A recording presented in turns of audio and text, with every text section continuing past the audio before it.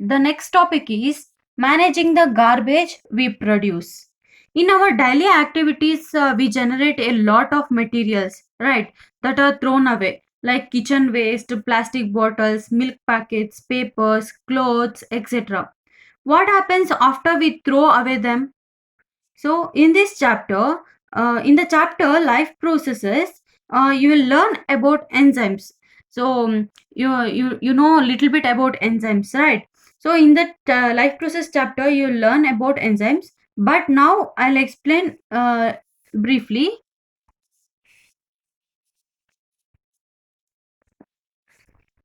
So the food we eat is digested by various enzymes is in our body. Enzymes which helps in the breaking the complex substances into simple substances. For example, take food. Whatever the food we intake, it is digested by first it will broken down by these enzymes. They are present only in living organisms. Enzymes are always specific in nature, means they will always specific in their action. Specific enzymes are needed for the breakdown of a particular substance. Okay, these specific enzymes are needed for the breakdown of a particular substance. That is that is why we will not get any energy if we try to eat coal. If you eat coal, you won't get any energy, right?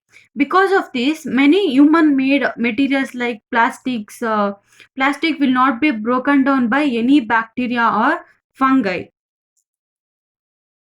because there is no specific enzymes in the bacteria or a fungi to break down this plastic. Okay, these are called enzymes. The importance of enzymes in breaking down the complex substances into simple substances. So these enzymes are specific in action. Why these bacteria and fungi cannot break down the plastic means, so these bacteria and fungi do not contain any enzymes to digest the plastic. There are materials in the environment will be acted upon by physical processes like heat and heat pressure, but under the ambient conditions found in the environment, and these materials will persist in the environment for a long time. These are called as non biodegradable substances. Non-biodegradable substances means substances that are broken down by no, sorry, the substances that are not broken down in this manner are said to be non-biodegradable substances. There are many these substances may be inert, means and inert and simply persist in the environment for a long time, and and may harm the various living organisms of the environment. Non-biodegradable substances means these are the substances which cannot be broken down by any other living organisms like bacteria or fungi. These are called as non-biodegradable substances. These substances will persist in the environment for a longer time, and it also harm the various members or various living organisms of the ecosystem or environment. This is called as non-biodegradable substance. Next is biodegradable substances. It means the substances that are broken down by biological processes by with the help of bacteria and fungi. So you can break down the substances, complex substances, into simple substances. For example, vegetable waste, papers, leaves are biodegradable. These can be broken down by biological processes. It is called as biodegradable or biodecomposable.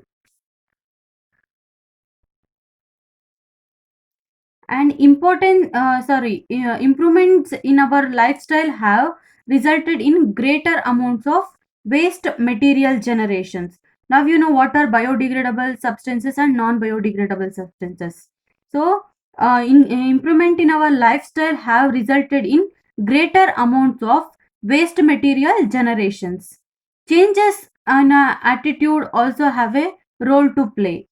With more and more things we becoming disposal, changes in packaging have resulted in much of our waste becoming non biodegradable. Okay, what is the solution for this waste disposal? Okay, there is a solution. The solution for the waste disposal is 5 R's.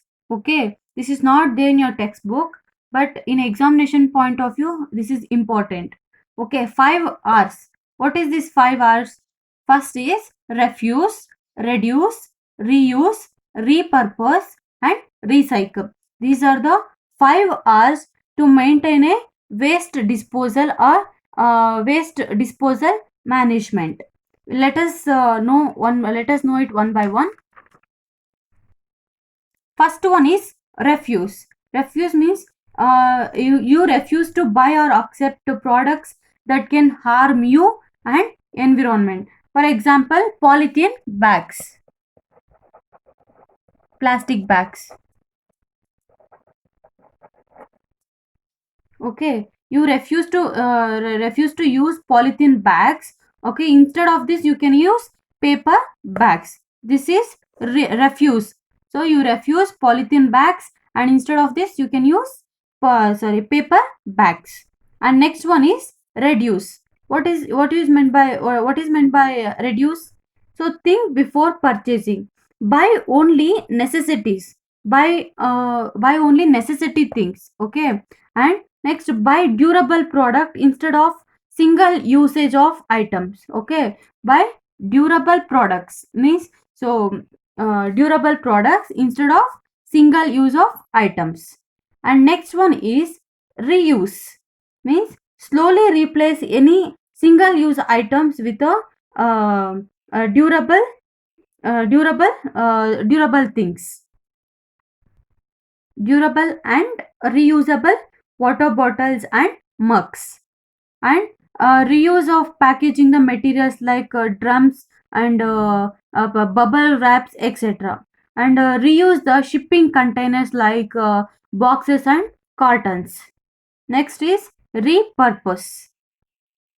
Take something and use it, instead of throwing you can use it for something else. This is called as repurpose. Means if you take something, you are, after using it, instead of throwing you can use it for making some other things. Repurpose of metal cans, buckets for creative plant containers. By using plastic bottles, waste plastic bottles, you can make a plant pots like this. Reuse, repurpose.